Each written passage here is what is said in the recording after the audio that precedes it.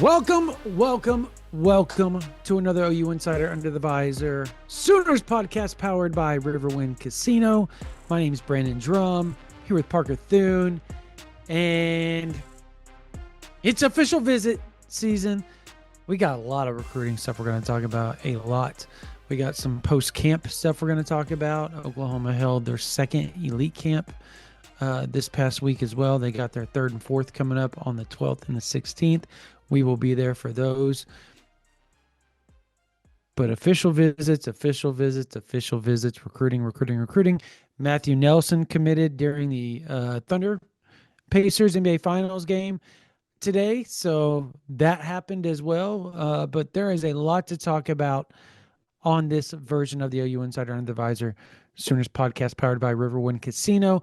But first, Parker, we want to thank our sponsors. And that starts with Riverwind Casino, our presenting sponsor and the Metro's premier gaming destination for almost 2 decades, folks. Nearly 3,000 electronic games, table games, bars, and dining options, plus the best live music in the Metro. It's no surprise that Riverwind is always a good time. Also want to give a shout to our friends at Jana King, a proud partner of OU Athletics, and of course, the greatest team to ever clean, delivering spotless results and solutions from stadiums to any size business across the country. You can check out which of those solutions is best for you or best for your business at janaking.com. That's JANIKING.com. Finally, with Father's Day fast approaching, what's the perfect gift for dad? Well, if he spends any amount of time outdoors, or as is the case for many Oklahoma men, spends a lot of time outdoors, you're going to want to buy him a pair of Brunt work boots. And we can help you out with that. If you're not familiar with Brunt, well, choosing work boots used to mean sacrificing comfort or durability if they felt good. They didn't last, and if they lasted, they wrecked your feet. Brunt Workwear finally ended that trade-off, designing boots that withstand the toughest job sites while feeling as comfortable as your favorite sneakers. So whether dad needs waterproof, safety toe, or soft toe, pull on or lace up, Brunt's got him covered. These might be the most comfortable work boots on the planet, and they're built to perform day after day. Plus, Brunt lets dad try them on the job. If they don't blow him away, he can send them back. But I think they will. This Father's Day, our listeners are getting $10 off at Brunt with code OU Insider at checkout. Just head to bruntworkwear.com and use code OU Insider, and you're all set. Now, after you do buy, do us a favor. When they ask where you heard about Brunt, tell them it was from our show and that we sent you.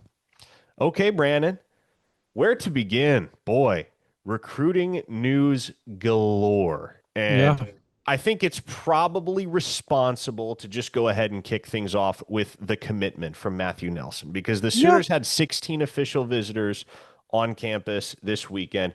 They're trending really well coming out of that weekend, with close to a majority of them, I would say. Anywhere between 7 to 10 of these guys that were on OVs this past weekend at Oklahoma, it would not shock me if they wind up in the class. But the first to go public out of this weekend is the guy that, you know, he wasn't going to surprise anybody when he locked in with the Sooners. We all kind of knew it was coming. With Matthew Nelson, everything was very demonstrably trending in that direction. You didn't really get the sense that his scheduled official visits to Tulane next weekend and Cincinnati the weekend after were going to be prohibitive if Oklahoma made a hard push to get him on board over the weekend. And they did, and he and his folks reciprocated, and he is locked in as the 8th commit of the class. High 3-star kid. Definitely a projection from the Oklahoma staff. On tape, there's not a ton of production yet, but athletically superior, 6'5", 212 pounds, state champion hurdler, and somebody that Oklahoma believes is going to wind up being a really, really good football player if developed properly. Yeah, look, you get a lot of bang for your buck with Matthew Nelson. He's a guy that obviously teammates with Ja'Cory Smith now that Ja'Cory Smith has transferred over to be his teammate, actually. So, look, they're Oklahoma, the momentum out of this weekend was really, really good. And the fact that Matthew Nelson is the first to announce publicly that he committed is one, not super shocking, to be honest. Like that was a guy that we kind of pegged. We pegged as Oklahoma has been leading since they offered him. Like it felt like the inevitable was going to happen at some point, and that is Matthew Nelson committing to Oklahoma. The fact that he went to the camp, days prior to taking his OV, right? So 2 trips in a week. That also kind of tipped the hat of, look, that's probably where he's going to end up. And other schools are starting to, sniff around. They were starting to offer bigger schools. And Missouri. so, yeah, Missouri. But I mean, that's still an SEC school, a school that Oklahoma lost to, a school that has beaten Oklahoma in recruiting over the last few years. So, um, I mean, he's not the biggest name that Oklahoma is going to get their hands on through this weekend, but I think people look at the stars, Parker, and they sit there and they say, well, I don't know. I don't know. Oklahoma can do better. I trust what the staff's doing here. And I trust it because, like you said, he's a state champion hurdler at like 6'5", 212 pounds with his frame. Insane. Insane. He's going to put on weight. He's going to be ridiculously twitchy off the edge. And he's the type of kid that's going to stick around to develop. Mm-hmm. There's not a lot of that right now. And that's kind of what Oklahoma is looking for with some of their players, right? They're obviously still going after some of the big name top rivals 100 guys in the nation. Like they're going to get some of them. Yeah. But you have to have that mixture, Parker, of guys that are going to stick around, they're going to develop, and they're going to become what you hope they're going to become because they're patient with it. You have to have that balance. Even in the NIL era, you I, have to have that balance. and I tell you, man, Matthew Nelson, he's one of those guys, and he's not the most ballyhooed commit, as you discussed, right? I don't think his addition is somebody that, or his addition is one that fans are rejoicing over the way they were, for instance, last year when Michael Fasusi committed to Oklahoma, right? But Right.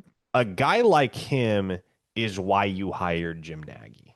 Because I'll bring up the example of my Tampa Bay Buccaneers. They spent their fourth round draft selection this spring on a kid from the University of Central Arkansas named David Walker. Like Matthew Nelson, he's a defensive end. Very different style of defensive end. He's only about 6'1" and he's in the neighborhood of 260 pounds. So a lot closer to the R. Mason Thomas uh, archetype, if you will, than the Matthew Nelson archetype. But he's a guy that is from Stuttgart, Arkansas, flew completely under the radar in the recruiting process, lands at UCA, and winds up being a stud and an FCS All American and an NFL type dude.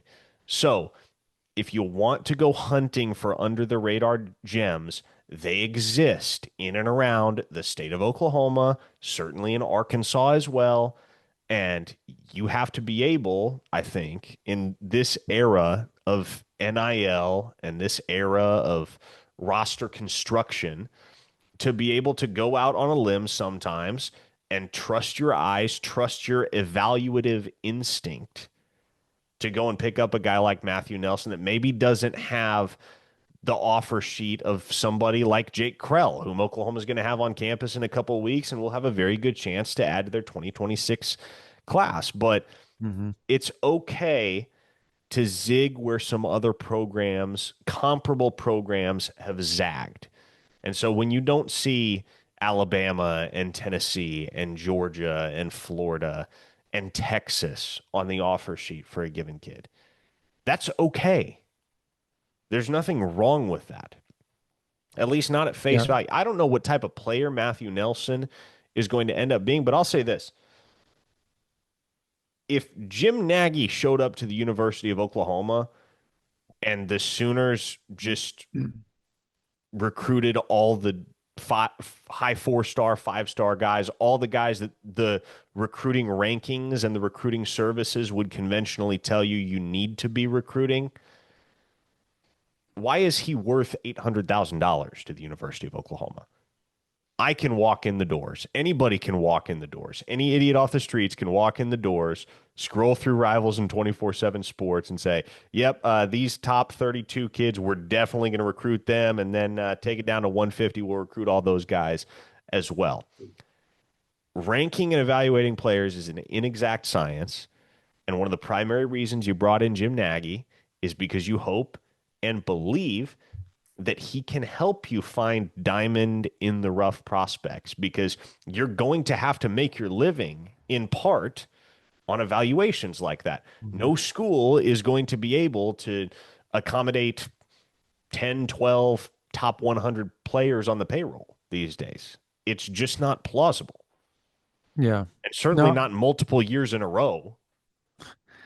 Well, if you actually just focused on the top 150, top two, let's say top 250, by the time you got to player 10, your ass is broke. Exactly. So like, uh, I mean, that's something you would do on like NCAA football, or college football now, what it's called, to get the top 10 like amazing guys like 3 straight years and just build off that and have a bunch of crap just laying around in there as your depth. Um, and that might work on a video game, but in real life, that's just not plausible at all or feasible. It's you would be broke, but so you've got to find the diamond in the roughs. I look back at, and I think we talked about this before, Oklahoma throughout the years. Yeah, under Bob Stoops, everybody wants to talk about how good Bob Stoops recruited, how good Lincoln Riley recruited. Uh, Brent Venable's staff has done, through a 4-year span, has been averaging better than they did. And now, granted, Bob Stoops early on, 2001 to 2008 was amazing, but like throughout his whole tenure, he struggled there for a long while and Well, was getting by with just great evals and amazing quarterback play. And so, I mean, some of the best players ever for Oklahoma were great evals. Trent Williams, mhm. right? Lane Johnson, Jeremy Bill. Uh, you get lucky there. He transferred to you, but Baker Mayfield landed in your lap. I mean, not a lot of people allow that when you have Trevor Knight coming back from what he did. Who else would be a great eval Parker that I mean, there are you look examples at? upon Creed Humphrey examples. was a 3-star from most people's accounts. The obvious distinction between the Brent Venables era and the Bob Stoops / Lincoln Riley era is that neither of those two had to deal with NIL in any capacity Correct. while recruiting at the Correct. University of Oklahoma. So it's not an apples to apples comparison. And I don't like to see people try and reduce it to that, Yep. because But they do. Yeah. they do, yes. And 10 years ago, 20 years ago, you could lean on the history and tradition and prestige and championship pedigree of the University of Oklahoma a lot more than you can these days, Brandon. The harsh reality is there's never been an era where that has mattered less, quite Correct. frankly. Yeah. I mean, you So, look at it, SMU, Arizona State, like those are the teams that were in the playoffs last year. Boise State. Now, Boise State's won a lot since 2000, but they're still not historically an elite team. mhm. So, I mean, yeah, point It's point about what have stands. you Yeah. done for me lately Yep. and what can you pay me? I mean, Yeah. those are the two questions that get asked more now these days than they ever have before. So, I think it's a good pickup with Matthew Nelson. Uh, in isolation, maybe it's cause for concern or skepticism. But I think with the knowledge that Oklahoma is in on some really college-ready defensive ends, like Jake Krell and like DeAnthony Lafayette and like KJ Ford, Daniel Norman, it enables you to be a little bit more speculative with one of your takes at defensive end. And Yeah. there is huge boom potential with Matthew Nelson, just given the athletic traits that he brings to the table, if he is developed properly at the University of Oklahoma. So Yeah. he was one of the 16. that was on campus this past weekend. The other big one, the other headliner, I should say the headliner. I mean, I don't think anybody, in terms of as much as he's been talked about, nobody comes Who? close to him in this regard. Bo Bentley, man. And I Yep. tell you, if Oklahoma gets this done, if Oklahoma winds up with Bo Bentley's commitment, Hmm. give Ben Arbuckle his flowers for seeing this thing through all the way to the end of the process, which has been from the time Oklahoma offered 4, verging on 5 months now. Yeah. But you know who else you got to give flowers to is John Mateer, because John Mateer was right at Bo Bentley's side for dang near every single second of his Hmm. official visit, to my understanding. I mean, Yeah, he was. he was part and parcel of Bo Bentley's official visit experience at the University of Oklahoma. Hmm. And he was recruiting other guys too. Right? It's not like he was just solely focused on Bo Bentley. That was obviously the priority. But in John Mateer, Oklahoma has a guy that is not only the incumbent, like the returning leader in FBS total touchdowns, pretty much the unquestioned QB1, face of the franchise. Pick your description, it probably fits. But this is a guy that went out of his way this past weekend to do everything possible and then some to try and keep the talent flowing in the doors at the University of Oklahoma. And Brandon, that's not something he has to do. The Yeah. odds that any of those guys that were on campus this weekend ever overlap with John Mateer in any meaningful capacity at Oklahoma, at least on the field in terms of contribution, is not that high. Yeah. But what this all underscores is the reality that, man, John Mateer cares. John Mateer cares about the University of Oklahoma. And Yep. that is a quality you love to see in your starting quarterback. For sure. Look, he is John Mateer, personality wise, and we've talked about this before, is different. Like off camera, he is kind of to himself when you're not, like when the helmet's not on, when the cameras aren't in his face or microphones on his face. He actually is quiet and kind of reserved to himself. So to see him out there and being so boisterous, with the other recruits about coming to Oklahoma and joining him, particularly for a guy that's never taken a snap at Oklahoma, to be that like down with the university. Granted, the university he grew up loving, so that plays a lot into it. Um, is pretty cool to see, nonetheless, though. So he did a really good job with Bo Bentley. I mean, I talked to a few recruits, and every one of them said, look, they like where Oklahoma stands with Bo Bentley. They all said that. They felt like it Yeah. was trending really well. Every kid I talked to, man, Bo Bentley seemed like he loved Oklahoma. It seemed like that's where he wanted to be. Now, granted, we don't know that for sure, but we're just going off what the other recruits are saying and what sources are saying. And we both talked to similar sources. Some seemed more optimistic than others, and then others felt they were a bit they were optimistic, but they were really reserved and not wanting to get too high, too low with how they feel, because they've said they've seen it where they thought Oklahoma was going to get a kid, and then next thing you know, bam, it didn't happen, or they thought they weren't going to get a kid, and bam, and then it did happen. So they're trying not to, essentially they were trying not to jinx themselves. So Oklahoma feels fairly good about where they stand with Bo Bentley right now. Other recruits feel fairly good about where Oklahoma stands with Bo Bentley. I think it's going to be interesting to see how much NIL and what LSU does to combat Yeah. Oklahoma's surge this weekend, because I think that's going to be pretty telling over. And I would expect 10 next 7 to 14 days, we're probably going to know something. Oh, yeah. I think we'll know You pretty think? quick here. Yep, Don't I know agree. exactly when. Nobody but Bo Bentley does. Yep. But No, I agree. here's what I think is interesting, Brandon. Here's what I think is really interesting.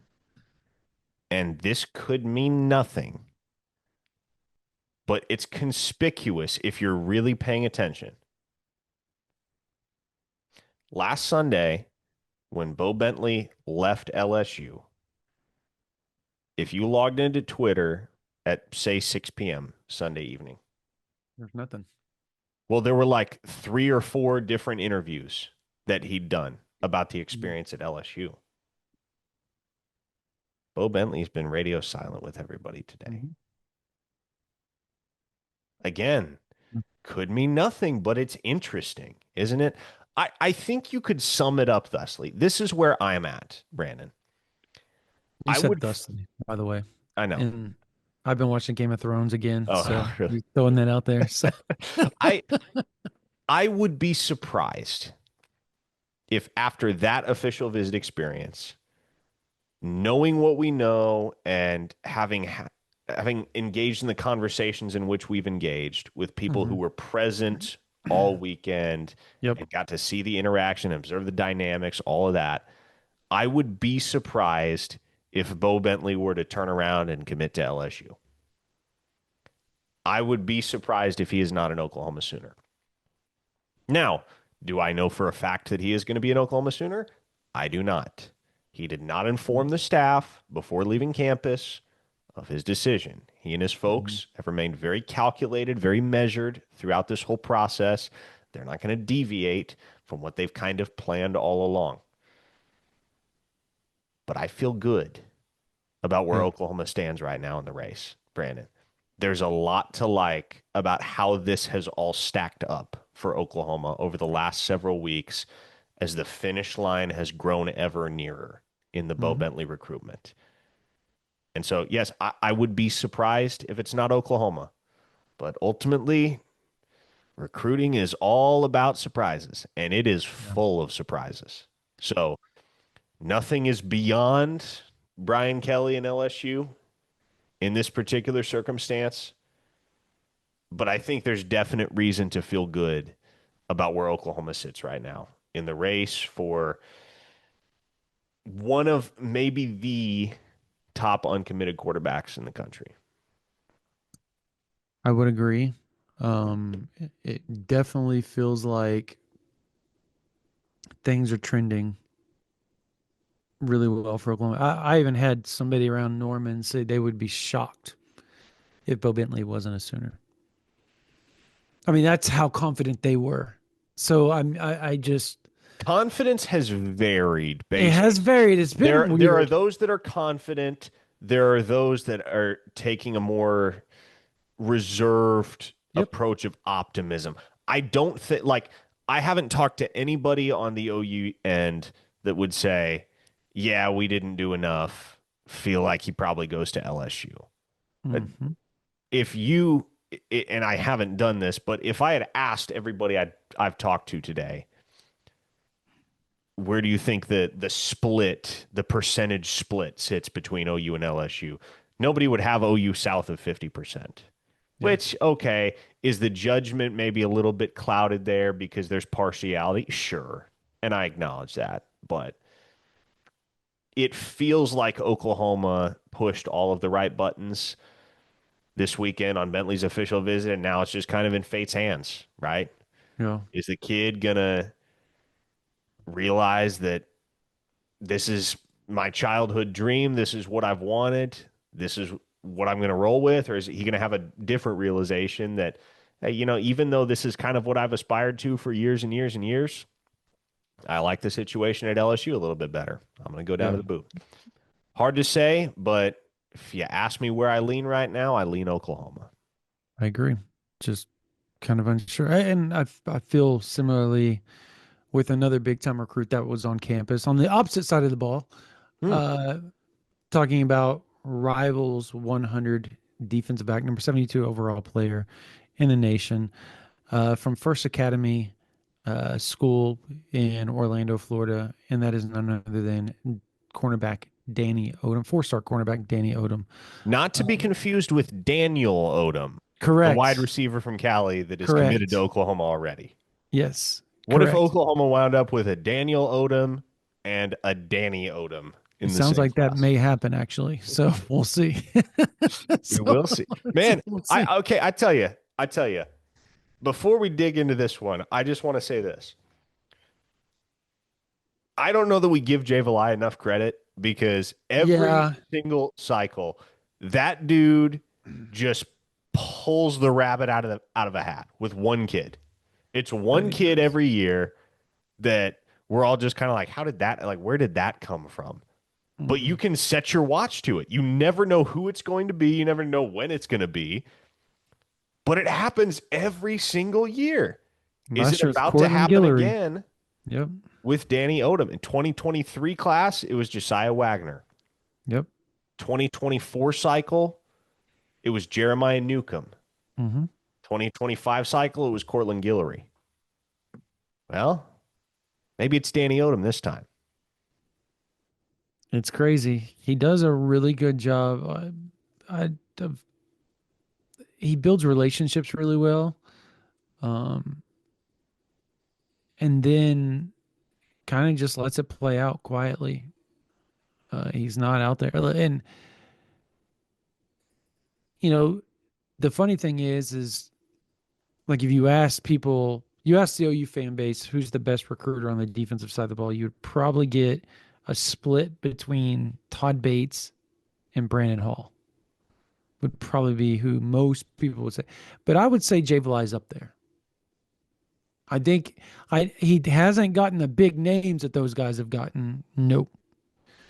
But he's been pretty consistent with just a bunch of 4 stars all the time. Like he just gets 4 stars, and that's what he does. I I just think the defensive side of the ball is just really good recruiters, anyways. Period. But as far as Danny Odom goes, out of First Academy School in Orlando, Florida, the number 72 overall player in the country, was a shock that the visit even took place. It was somebody we were watching as Ohio State, Auburn, Nebraska, Clemson, those schools kept getting visits set up.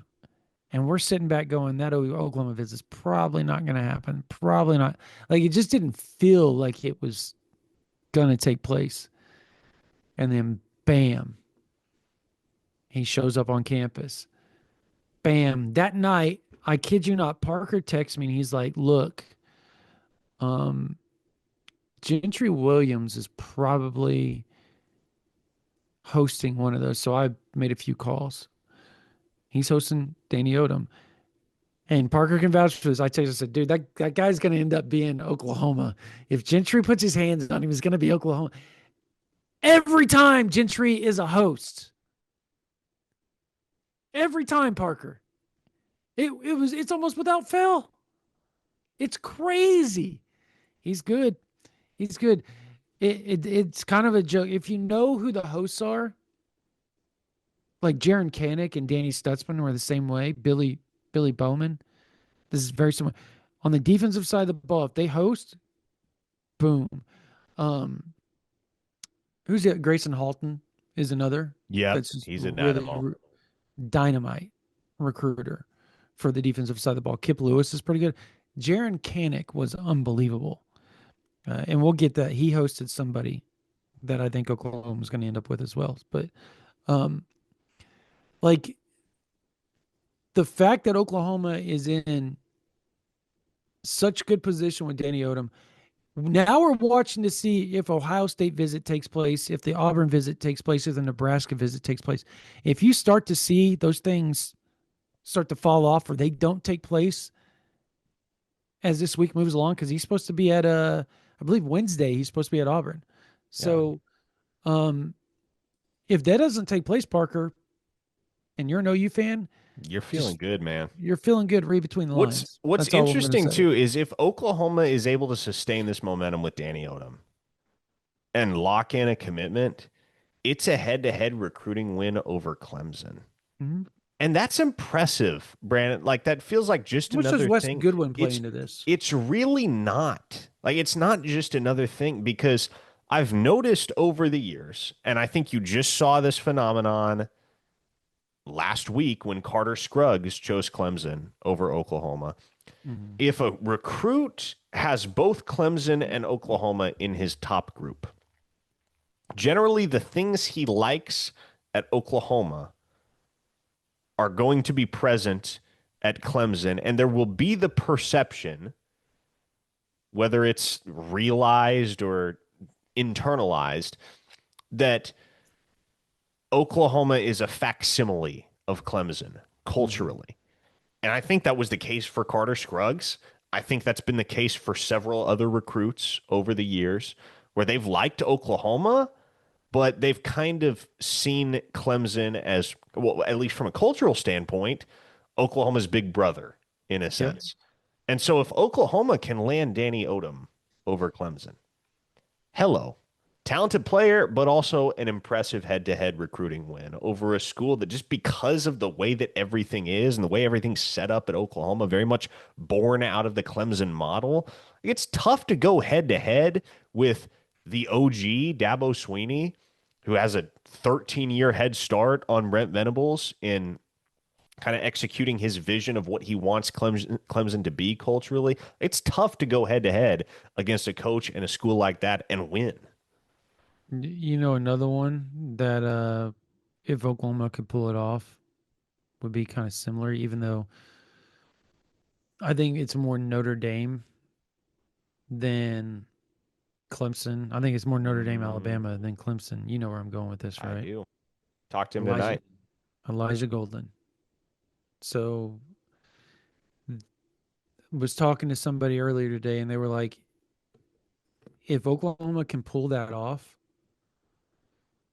they are getting two guys in Brian Harris and Elijah Golden with a very similar mindset, guys that have been come up through the ranks as defensive ends, but understand that their body type and their future is on the inside at defensive tackle in college.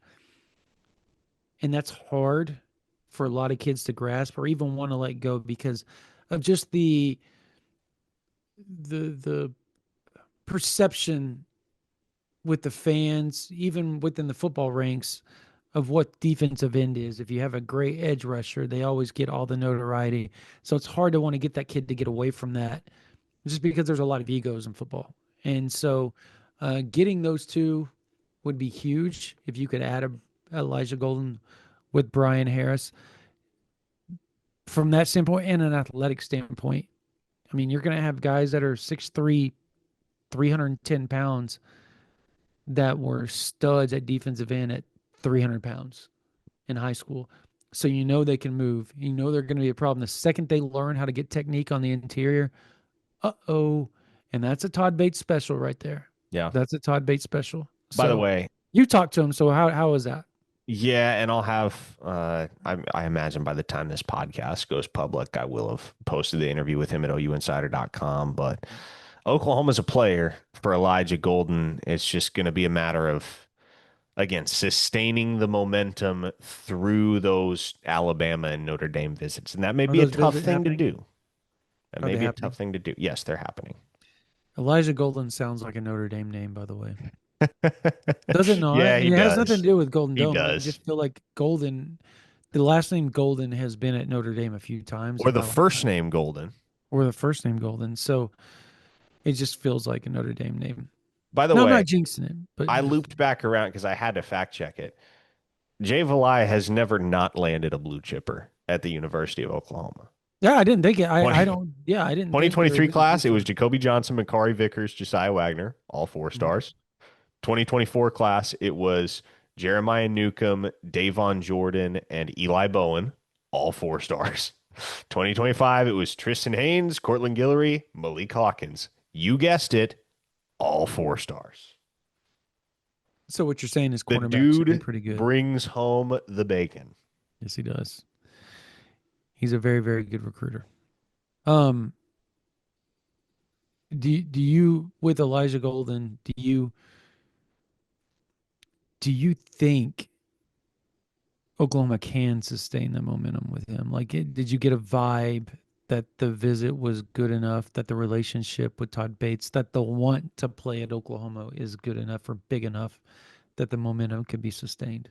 Yes, I think it's very possible Okay. he convinced Oklahoma. Okay. I wouldn't put a pick in or anything. I wouldn't even Gotcha. tell you Oklahoma leads because I can't really come to that definitive conclusion, but Oklahoma's going to be a player when the time comes for Elijah Gold to make a decision. He's going to give Oklahoma a lot of thought. So, Can, can we just go ahead and say that one way or the other, Brian Harris isn't going to be the only four-star defensive tackle that Oklahoma gets? nope. And it's not like they still have Valdon Stone. They still, which I don't.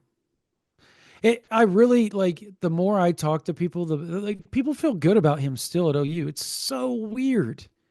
Like I'm thinking Nebraska and a couple other places, and you talk to people at Oklahoma, they're like, feel pretty good, feel pretty Yeah. good. But Man, it makes you wonder how big could this class realistically get? Because you had Elijah Golden, Tavian Branch, and T-Ron Richardson all in this past Mhm. weekend. Brian Harris is already committed. Valdon Sohn and Taj Overton, who, let's be real, probably the two highest priority guys that are left on the board. They're not coming in for another 2 weeks for the Champion Barbecue. Man, Todd Bates, like he's got a lot of options. He's got a Mhm. lot of options. It just kind of makes you wonder, like, if there are four guys that want to jump on board, do You you take them. accommodate four? Or like if you have two guys from this past week's OV crop that decide they want to commit, do you take both of them, knowing Well, that you have Overton and Sohn showing up on the 20th? I'll say this about Tavion Branch. Talked to three different people about him today. Everybody feels good about Oklahoma standing, but like us, like it's the vibe is weird. No matter who you talk to, Penn State, Rutgers, Oklahoma, the Yeah. vibe's weird. It's weird. The kid has done a phenomenal job of keeping things really close to the vest as far as his recruitment goes.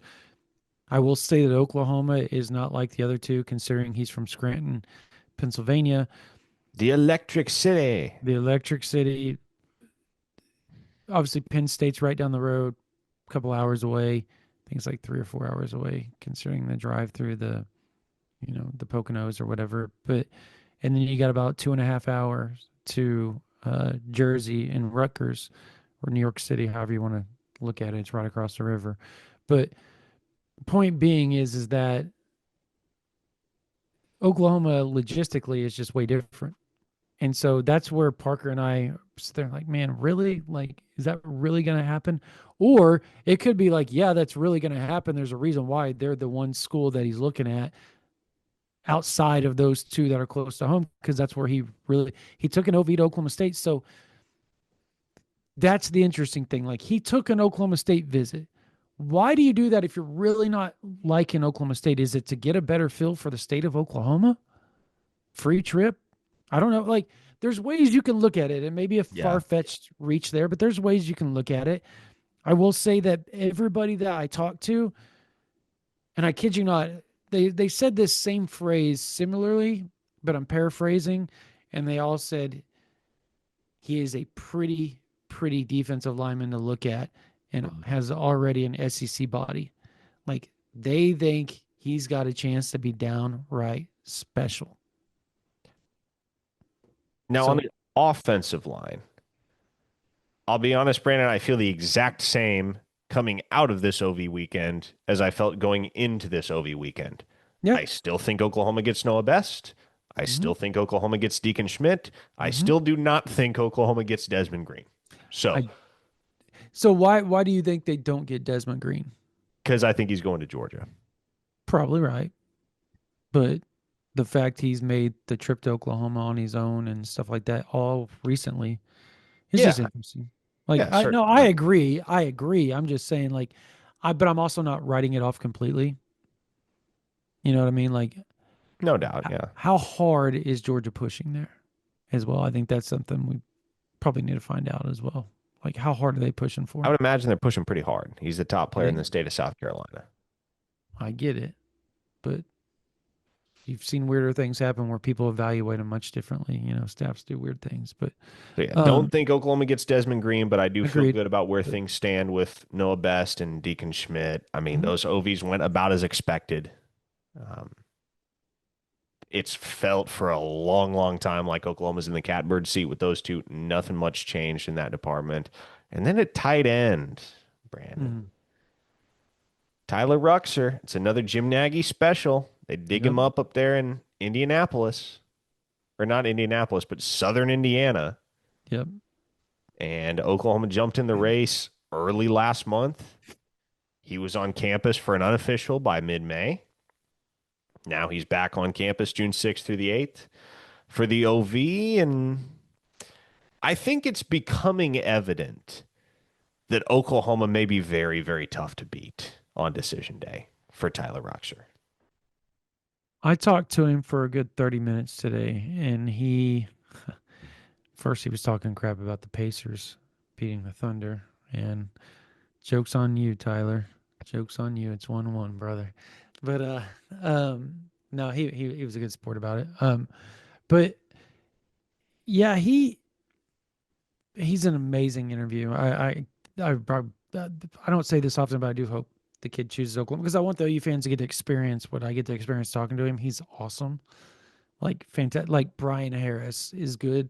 Like they're like you would want the OU fans to get to know the personality that you know with Parker. That's how I feel about Tyler Ruxer. And so, yeah, I think it's Duke or Oklahoma. That's the vibe I'm getting is Duke or Oklahoma. Um, as somebody told me today, yeah, it's great if you want to do academics and all, but if you really, if you're serious about football, you go to the University of Oklahoma. And so he said something interesting to me that if he goes to Oklahoma, he will never have to worry about quarterback because they're set.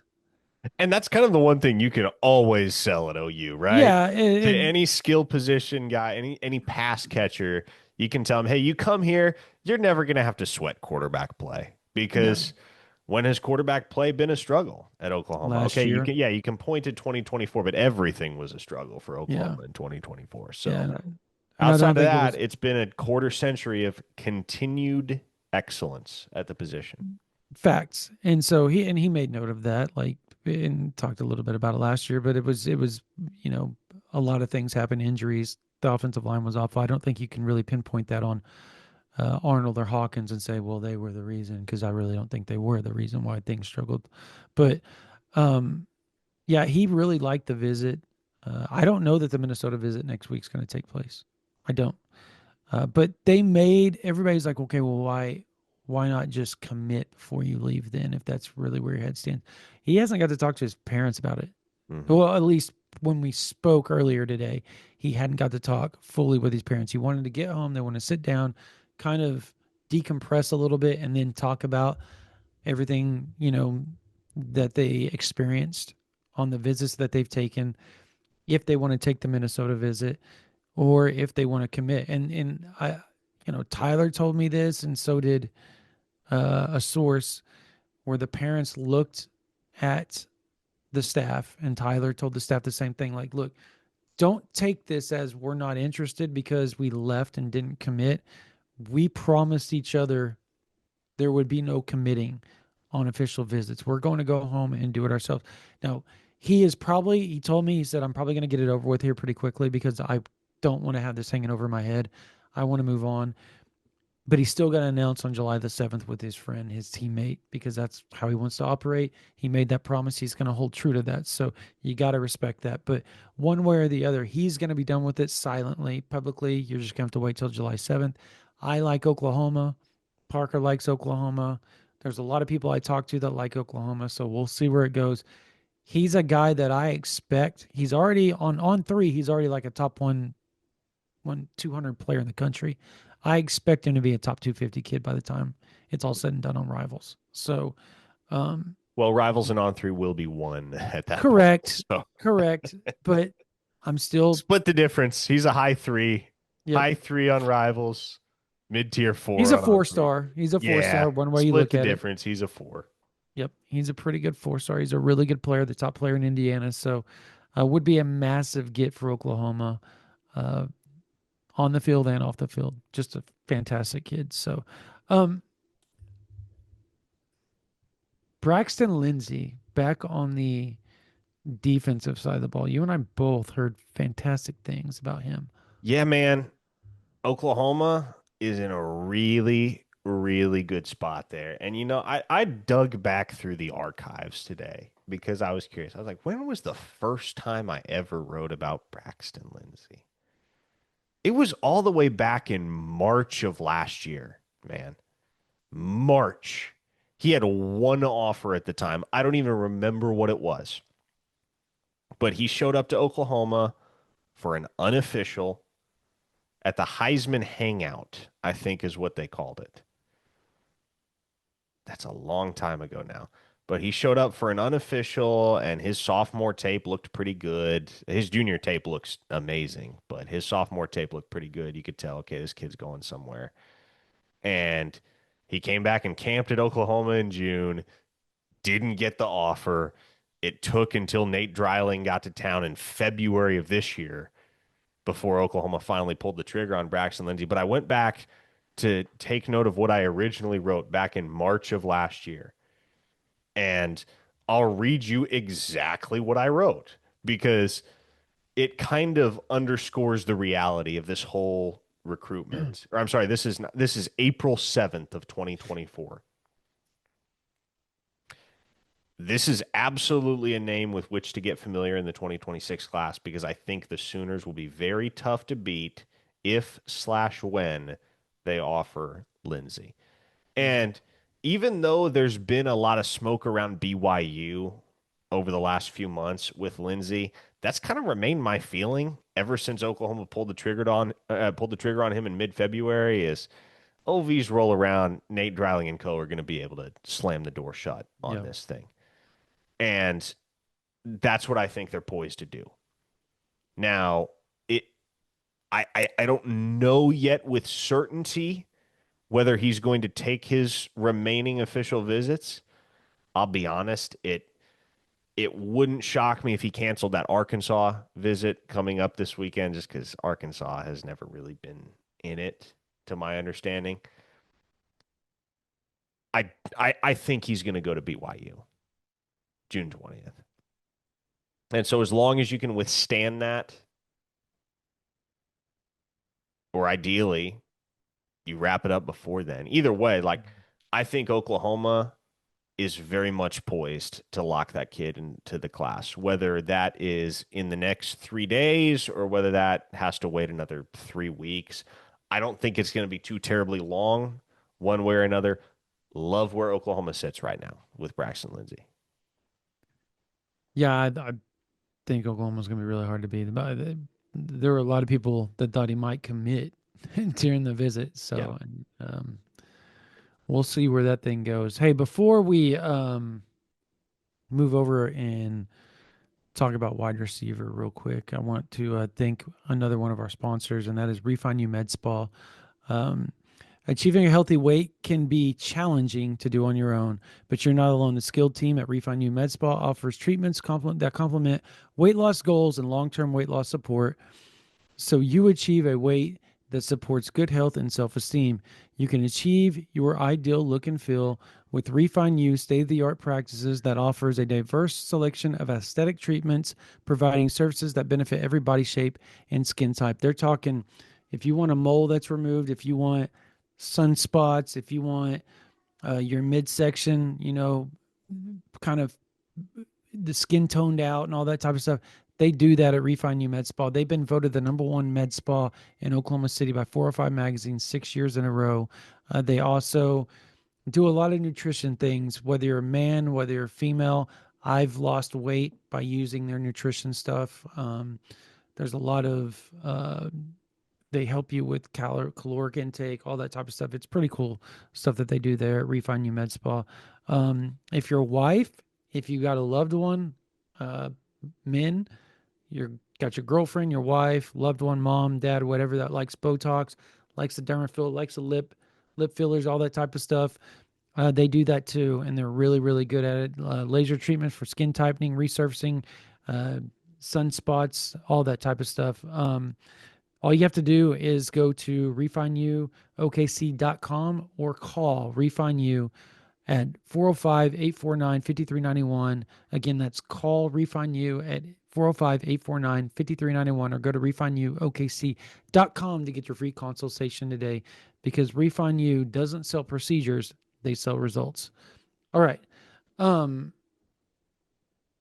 Wide receiver, Davion Gross, Dallas Dickerson, um, Jaden Pettit. Oklahoma moved significantly. And look, everybody's going to look at this and go, oh, there's sunshine pumping sunshine. No, you usually hear a lot of negative stuff coming from some official visits or, we didn't do that well here or there. It felt Yeah. like Oklahoma did well with almost everybody that they had on campus. And it's because things have changed. And I talked to somebody that's on the, source close to the front office side, since you Mm-hmm. can say that now, and sources on the opposite side, the coaching staff, the support staff side, and they said they worked so well hand in hand that it was a well-oiled machine, and they were nervous about it going into this, but it was like they said it was flawless, and you're seeing that with how things have turned and where Oklahoma's trending with some of these players. I think with Dallas Dickerson, Parker, you feel like Oklahoma is battling Georgia Tech and Florida really well. You feel like they've probably taken the top spot there. You still got to hold off the in-state Yellow Jackets. You still got to hold the Gators, who get to take an official visit here pretty soon with them. And then you got to worry about if you are to get his commitment, you got to worry about if Georgia comes in November or December and says, hey, we decide we want to take you. Because if that happens, Yeah, ruh-roh. okay, he's probably gone at that point. Like Yep. that's fair to acknowledge. But yeah, Emmett Jones and the boys did a bang up job, Yes, bang they up did. job this weekend with their three OV targets at wide receiver. I don't think anything is imminent with any of the three. Nope. It wasn't I that wasn't really the expectation going in. It wasn't about slamming the door shut on any of those individual recruitments. It was just about establishing yourself as a front runner or Yep. the front runner, which I get the sense they did that with Dallas Dickerson. I get the sense they did that with Jaden Pettit as well. Mhm. Pettit is a guy that hasn't been talked about a whole lot as a candidate to wind up in OU's wide receiver class, but feel a lot stronger about that now than I did going into the weekend. That's for dang sure. And he's a playmaker. Oklahoma loves him, loves his size, loves the dimension that he can bring to the wide receiver room. And if he wants to jump tomorrow, they will welcome him with open arms. They love Mhm. them some Jaden Pettit. It's easy to if you flip on the film. So, um, yeah, man, I think obviously if you're able to lock in Bo Bentley, that probably will move the needle even further with these three wideouts because they were on the OV weekend with him. So Yeah. they got to know him. They got to chat with him. Like they know what he is as a person in addition to as a player now. So Was Davion Gross at the junior day with Jaden O'Neal? He was, wasn't he? I believe he was, I correct? am not sure. I feel like he was. You have to fact check me on that because I feel like that's when he visited. But kind of to the point you just made a second ago, Brent, like I looked through this list and there are two guys out of 16 that I just feel like, okay, those dudes aren't going Yeah, to OU. Derek Johnson, the cornerback from Cali, correct. and then Desmond Green, the offensive Mm. lineman from South Carolina. I Outside of now that, watch and of that course, one of like them do. We said that. two of them are committed Yeah. in Ja'Cory Smith and Matthew Nelson, the Bryant High School teammates out in Arkansas. So you have two that are committed, two don't really feel like Oklahoma winds up with. The other 12, man, the other 12 you can absolutely see in Oklahoma's class. Obviously, they're Mhm. not all ending up in Oklahoma's class, but if the chips fall a certain way, if the dominoes fall a certain way, there's a very feasible path for any of the other 12 guys to sign with Oklahoma. If you landed 8 of the 12, just 75% of them, that's a hell of a weekend. Mm-hmm. That's how you do it. And then let's say you land 8 the next time around. and now you're cooking with some grease. And you essentially went from being ranked, I believe they're like 43rd on Rivals right now. But I want everybody to understand this. So is not USC, they're number one, but so is Texas, Alabama, Auburn, Georgia. Like they're all way down there right now because they don't have a lot of commits. None of the big schools have a lot of commits outside of like USC, who's racked up a bunch of commits that they're going to be taking visits elsewhere. We'll see how that racks up. You've seen the Lincoln Riley thing before, right? We've all seen that. If you followed OU recruiting, you understand how that's going to play out. There's going to be some nail biting as official visit season rolls around or keeps rocking and rolling. Um, Before we close this out real quickly, let's talk about the camp we were at the other day. I think it goes without saying Cooper Hooker is a badass, the 2027 wide receiver out of Salina, Oklahoma. Ran a 4.46 at the OU camp. Ran a 4.42 a few days earlier at the SMU camp. Was unguardable at SMU. Was unguardable at Oklahoma. Spoke to some sources. If he has a good junior year, there's a decent chance he gets an offer. And I don't think it has to be like the whole junior year. I think he just needs to put up some really good film. His junior season, I think Oklahoma will be coming around. Now, I'm not saying one that's 100%. I'm just telling you what I was told. Like that was the gut perception of a lot of people that I talked to within the walls of the Switzer Center post. And the reason is his size. Like his size is the question, and they just want to see it play out a little bit more. And I hate that for the kid because I think he could come in and ball out. I don't care what conference it is. When you've got that dog in you the way that he has, and that I'm going to kick your ass no matter how big and bad you are lining up across from you. Parker, I love those type of kids. Um, Kemion Compton Narrow also got an offer in 2028.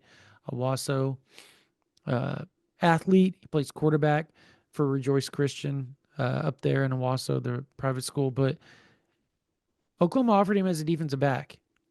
He did really well with the timing and all that type of stuff. Struggled covering a little bit, but he only struggled because he's never done it. And I guarantee you, with how athletic he is, he might be the best athlete in the state, Parker. I mean, is that There's a case to be made. there's a case to be made. He's the best athlete in the state. Doesn't matter the class. Like he's that athletic. So the second he gets training, and I'm going to assume he's probably going to work with Dwight Dobbins, considering he's the corners coach at Owasso High School, and it's right down the road. And he's trained Gentry Williams, Dax Hill, Tristan Haynes, you name it. If Devon Jordan, like if they've been a big name coming out of the Tulsa area or Oklahoma, period, at defensive back, that dude's had his hand on him. Stephen Parker, Patrick Fields, like he's trained them all.